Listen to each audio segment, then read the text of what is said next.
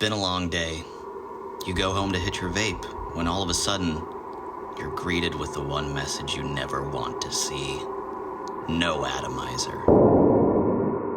You fiddle and try as you might. Nothing works.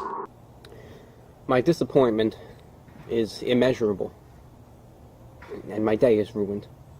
This is something we've all encountered at least once in our lifetime of vaping. As this is so common, let's troubleshoot together to see if we can get this taken care of for you. The easiest method will be taking your tank off your mod and pressing the fire button to reset the reading to 0.00 ohms. Then you can go ahead and screw the tank back on. Hopefully, that will produce a proper reading of fire. If not, it could be that the coil has somehow become slightly unseated. Before we change that out for a new one, we can open up the tank and try screwing on the coil a little bit more. Before you reassemble your tank, you can install the base and the coil on your mod to see if that fires. That way you don't waste more time or e-liquid fully assembling something that might not work. If reseating the coil did not do the trick, we can try a new coil now. Again, rather than wasting time in e-liquid, we can fully prime the cotton of the new coil with e-liquid and see if that can be fired and read.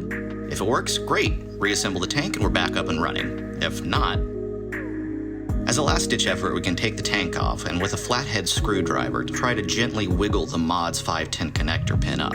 In theory, that might make the connection between the mod and tank readable. If all else fails and you have a spare tank at home, try putting that on your mod. If that can be read, you can at least relegate the issue to the tank and mod itself, depending on the circumstance.